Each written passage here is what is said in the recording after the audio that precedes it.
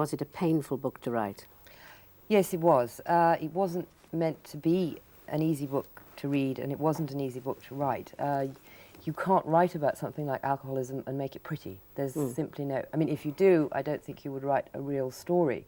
It's not a pretty illness. The things that happen to you when you're drunk are ugly.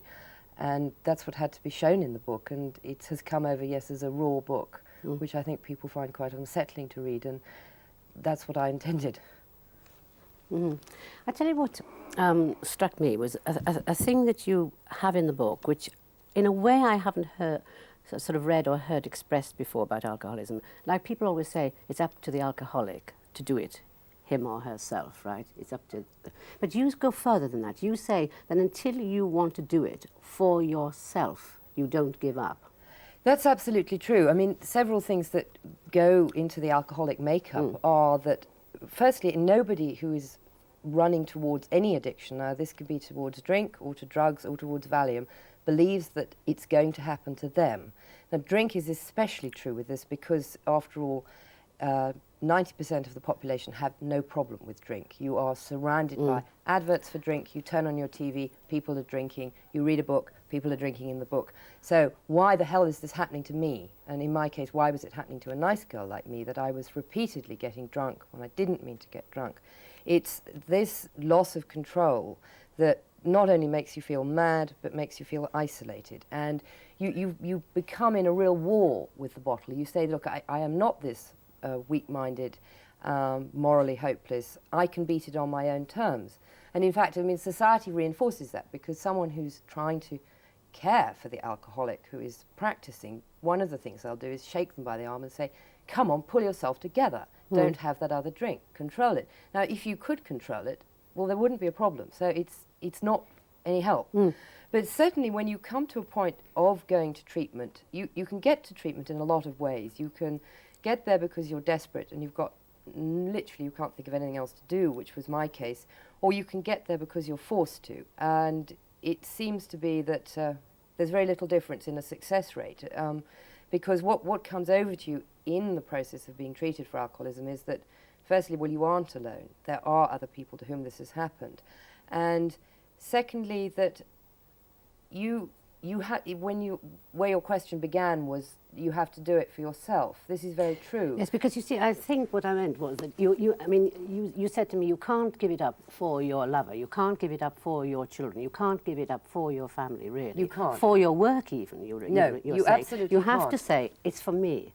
Yes, and this is one of the things that is obviously difficult for a woman, I think, especially to do, because however far women's lib has come, women tend to have been brought up to be the second stringer. They are the mother, the wife, the helper, and therefore they tend to be functioning rather for someone else rather than for yourself. You're told, in fact, that it's not right to be so egocentric and to care so much about yourself. Now, when you come to give up drink, you have got to be very, very selfish. You've got to say, my life is worth it. I'm worth living for, therefore I'm getting sober for. If you do something like getting sober for someone else, it's not going to last, because in the end, who thinks it's that much of a sacrifice? I mean, when you first stop drinking, yes, people kind of congratulate you, but after a while they think, well, so what? And it is a case of so what. I mean, so you drank like a lunatic and you were destroying your life and destroying your health, and you stopped. You took the only sane course. It isn't, after a few weeks, any reason for congratulation. And that's when your own sense of yourself and your own sense of your worth is terribly important. And again, obviously with drink, I mean, the major thing to suffer is your sense of self-esteem. I mean, you see yourself behaving in ways that are horrible, that are upsetting to people who love you, who are upsetting to people who maybe just have a brief encounter with you. And so you have to find that confidence, and it's hard to find it. But you see, surely it's even harder in a sense too, because you can't have had much self-respect when you started. Isn't that a part of the nature of an addict? Yes, it is. You don't have much when you start, because you are looking for a kind of confidence, I think, from the drink when you begin. You're looking to fill in gaps in your life that aren't there. But certainly the process of being an alcoholic, the drinking, reduces what little self-esteem you had to nothing by the end of it. I mean, if you have repeatedly passed out in public, failed in your work, thrown up in public, or whatever has happened to you, then you're not going to think too much of yourself at the end. What about characteristics? Do you think that when you were an alcoholic that you became dishonest? Because, I mean, you have to be Yes. cunning, don't you? You have to hide the booze. You have to pretend that you're only drinking like you or me. I'm only drinking socially. I'm only... You put an enormous amount of effort and energy into trying to maintain a front of a social drinker. I mean, I had drink hidden in a Harpic bottle under the... In a Harpic? Yes. With the note, I mean, and it was perfectly true. No one ever found it. I also, in the flat I was living in, there was a space underneath the cooker, and you could slide a half bottle of spirits on its side into this space. You have a bag that's full of mouthwashes and an extra toothbrush and a tube of toothpaste, and you are constantly trying to make sure your breath doesn't smell of drink and that your hands aren't shaking, and you have to wear a lot of makeup to hide the puffiness in your eyes. Yes, you put a great deal of energy, and it's very destructive energy, and you feel rotten about doing it. And the lying, though, is not just on that level. I mean, you lie to, if your work's late, I mean, you're not going to ring up and say, either I can't come into work because I've got a hangover, or something is late because of my drinking. You're going to say it's late because I've got flu, or because this or that happened. So your moral fabric is going to pieces. You're telling lies also. Say someone says to you, you know, you look drunk. I would always say, no, I'm not. I haven't had a drink. I'd be lying about that. I wasn't capable of seeing how much I did actually change with just a very little bit of alcohol. Doesn't it? And it doesn't obviously only affect you. No, that's this what I was just going to lying. say. Is it contagious? Does it terribly start to happen contagious. with the partner that you're with? Statistically, they reckon that for each one alcoholic, 5 other people become affected. And every single symptom of alcoholism, bar the actual, say, deterioration of your liver, will be inherited by the spouse or the person who is closest to the alcoholic. The first things that will start to happen to the spouse are, he doesn't love me. I'm talking, say, as a wife of an alcoholic here, so keep that sex difference. He doesn't love me. He loves the bottle better than me. What have I done wrong? Why aren't I good enough? There goes the spouse's sense of self-worth. That's right. He's drunk, he's hungover, she's got to ring up his office and say he's got flu, therefore she's lying. Ditto happens about a social occasion. She starts to actually get physically ill because repeatedly he'll come home, be too drunk, won't bother to eat the dinner that she's cooked. She gives up eating the dinner. She's starting to have to lie to the children. It's very, very contagious like that. And what is obvious is very sad, especially for women, wives of alcoholics, is they reckon that 9 out of 10 men will leave an alcoholic wife, whereas only 1 out of 10 wife will leave an alcoholic husband. She is trapped into a situation where, because of the economics, a drunk husband is often better than no husband. But also, I mean, surely they isolate each other as well, don't they? Because I've known this happen, that if you are covering up for somebody's drunkenness, you can rely on some friends coming up and being patient about it, and they collapse at the end and they behave badly, and you say, oh, there he goes again, etc., or there she goes again. But then their social life breaks down as well, so that both of them become isolated, don't Very, they? very I mean, isolated, did this yes. happen to you? Yes, it happened quite a lot. And it happened as well, yes, to the man that I was living with, that we didn't go out. And you become isolated in your lies, even if you're keeping up some kind of social appearances and social front. You are alone in this ghastly little trap that you've built. And of course what happens is that, I mean, one of the ways to get people into treatment for alcoholism is to literally try to bring the roof in on them, which is obviously contrary to all our ideas of how you care for someone. That when somebody wakes up the following morning and says, gosh, what did I do, you know, did I behave very badly? Because you can't remember, because your blackouts are appalling, are they not? Yeah, the blackouts are total. They're, you know, they are just gone memory. You know, the tendency is to cover up and say, no, it wasn't too bad, and no, we can fix it up, and you really weren't that awful, because you want to hang on to that little bit of domestic harmony that you've got in that moment. You don't want to jump in there and say, you behaved like a pig. You really, you know, this has gone too far, I can't stand it. And in fact, the way to treat an alcoholic is to do the 100% difference from what your, as I say, especially a female notion of how to care for someone. You need to do you want to stop that. You want to say, yes, you did behave that badly, and yes, you have driven the car into the garage wall and it's smashed up, and whatever has happened. But you see, going back to 2 years ago now, isn't it, when you went to... Nearly three, now. is it right? When you went, were you not frightened of giving up as well? Because once you're... I mean, that's the other thing that a lot of people have said to me anyway, that they're frightened to give up. Yes. What are they going to replace it That's with? right. They've suddenly, their life is bound up in it, isn't it? Absolutely, and alcohol by that point is like some kind of ghastly, terrible relative who you know, is terribly close to your life and that you would like to get rid of, but you don't know how to get rid of it. I mean, there's one thing always, you see, while you're drinking, you can blame everything that's going wrong in your life on the drink. You know, that, okay, That's right. your work's Yes. falling apart, your love life's falling apart, your marriages, your children hate you, whatever is happening, you can say, well, it's because of this wretched bottle. Now, you stop the bottle, you've taken away that excuse, you've taken away, not only have you left a big, big gap, but you've also ripped away that shield that prevents you from confronting what's going on. And that's why, I mean, it is so hard for people, when you stop, you have not just a question of getting used to life without booze, but you've got to fill in a lot of gaps and make a lot of changes. The world is not going to just get better because you've made this sacrifice. And I mean, it isn't actually a sacrifice, it's only sanity at that point coming into operation. But it's also, surely, you're going to be very frightened because you've got to stand on your own 2 feet. You've got to face up to yourself now. You've got to face up to yourself on your own, haven't you? Very much I mean, so. that's what I Yes. came over from your book. Yes. This was something that you had not been able to do up till now. No, and I certainly hadn't been able to do it, and I had always, all through my 20s, I'd looked for answers in other things. I'd looked for them in drugs, in spiritual movements, in feminism, in politics, in gurus, whatever. I tried a lot of different things which I thought would provide me with some kind of pat way of living that had all the answers. I didn't want to find myself thrown back on my own feet, and yet at this point, when I gave up drink, and there was a very clear choice, which was either that I carried on drinking and in one way or another I'd have died sooner rather than later, or I stopped and I had to change something. Something had to give. And that meant, yes, you have to take a very honest appraisal of yourself and your faults and your good points. You can't be so humble that you say, I have no good points, because again, otherwise why the hell would you bother to get sober? You'd just carry on drinking. Taking up your title, A Nice Girl Like Me, you were a nice girl, Rosie. Yeah, I'm dubious about the sense of work.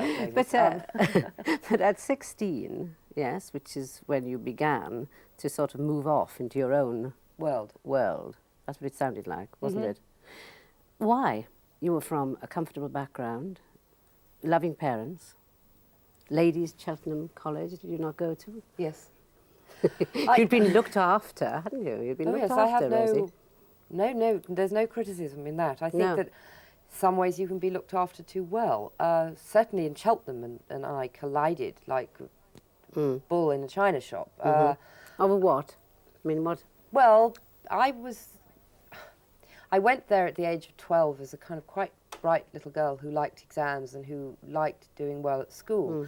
I went to a class that was about a year too old for me because I'd done well in the exams, and I found myself from a rather nice school in the country which encouraged people to be very individual, and I didn't realise at the time how much they did that. I mean, I had a terrific teacher who said to me, look, you know, you can't sing. I'm not going to make you go to singing lessons because basically you're better at doing other things. And this seemed to me the way that teachers would operate with you. Well, none of this, of course, happened at Cheltenham, where you were thrown into a herd and you either conformed or you fell downwards. And I didn't conform. It seemed to me there was very little time for anyone to care for you individually. And I went from being top of the class to being bottom of the class, and there I stayed. And I was told quite shortly afterwards that I would be very lucky to get any O-levels. I would almost certainly not get any A-levels, and if I entertained any ideas of going to university, forget them. And so my future at Cheltenham looked like secretarial college at the tops. And I'm not quite sure at the bottom. I mean, I suppose maybe a cookery course, but I wasn't even that good at that.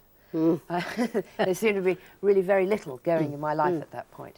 And it was also a time, it was the coming up for the end of the 60s. It was an era when all the emphasis was on youth. That seemed to be the thing I had going for me at that point. I was young. Youth and freedom. Youth and freedom, yes, But but freedom we've always had, mind, don't forget, haven't we? It's how you use that freedom, which I was interested in. In fact, you abused your freedom, didn't you?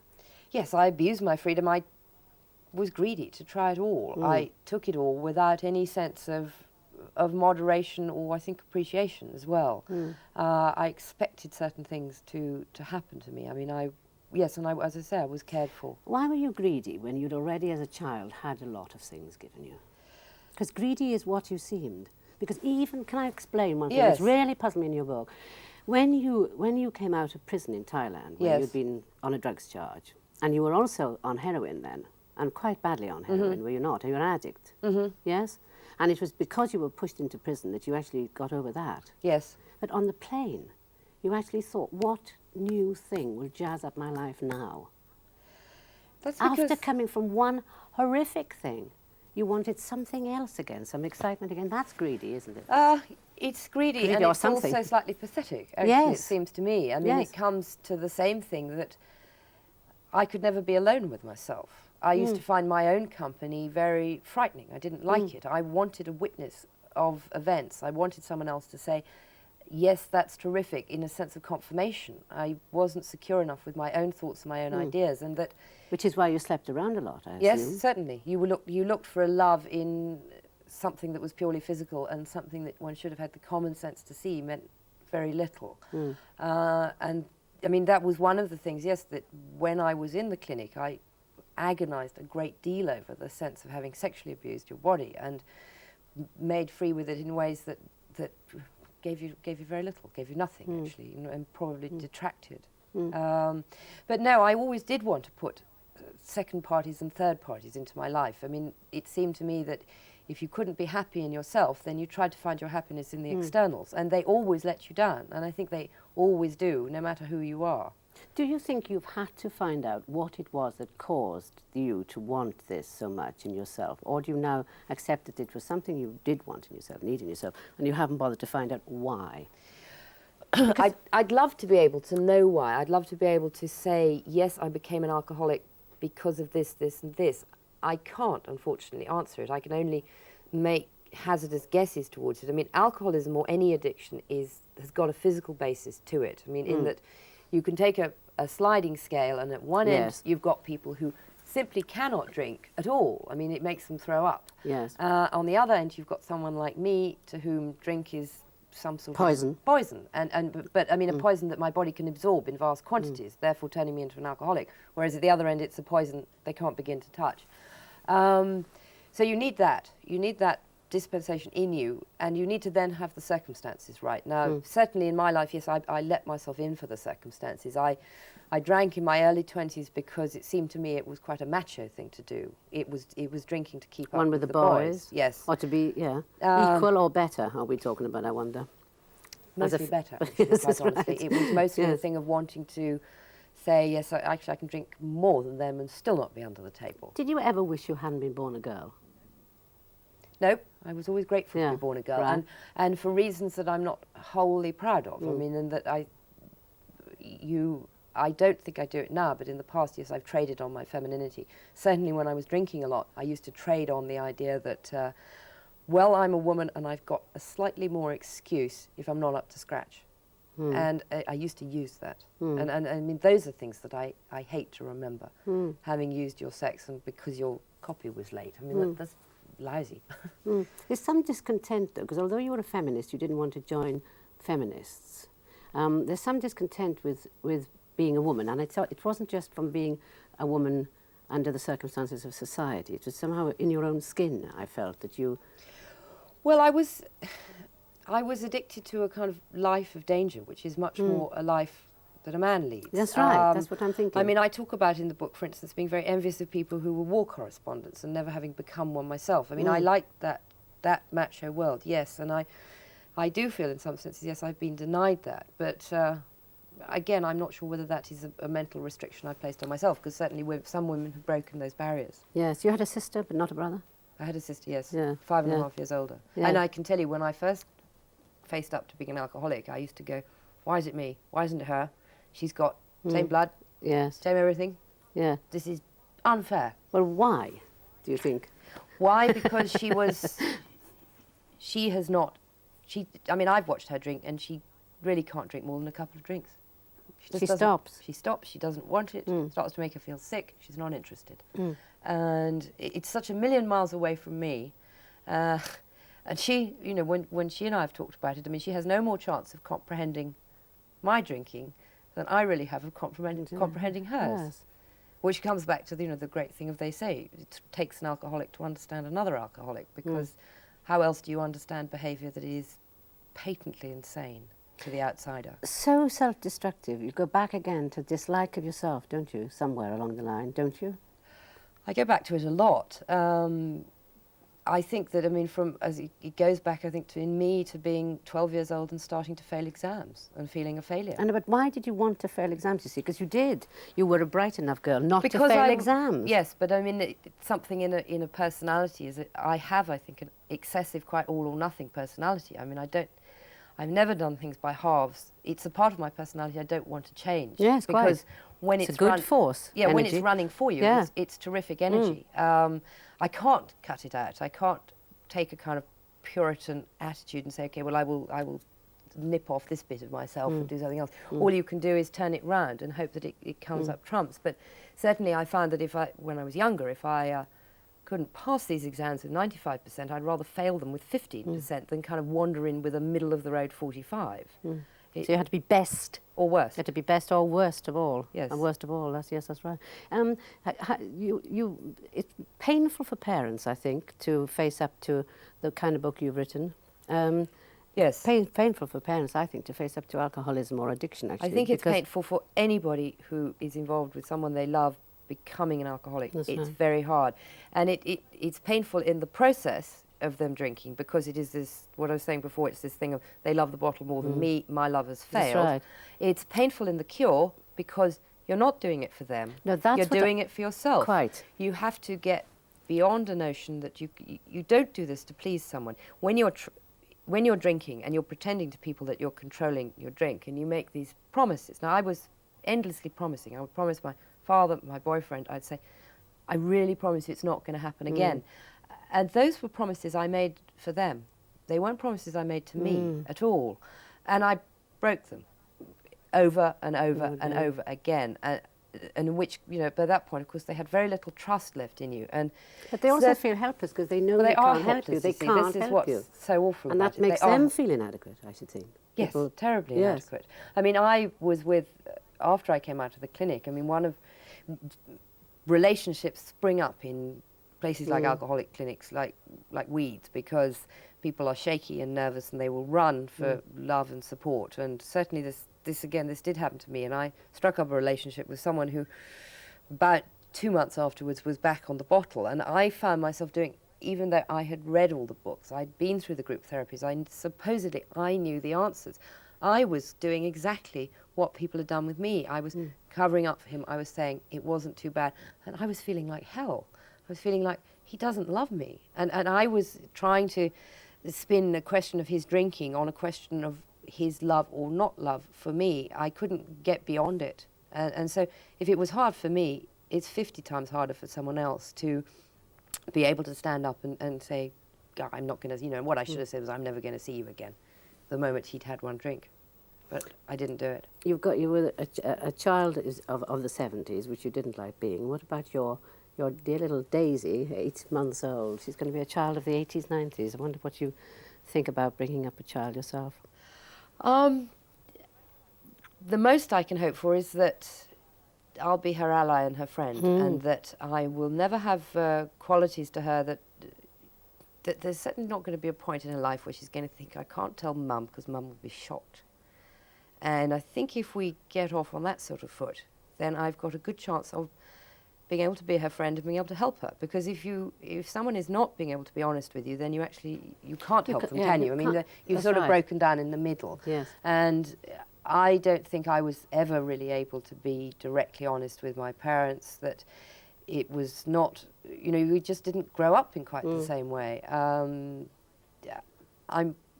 I don't know when I would give her this book to read. I'll think about that. I mean, she's 8 months old. It's not a decision I have to make. Well, thank you for letting me read your book, Rosie Thank you. Boycott. Thank you very much, Mavis.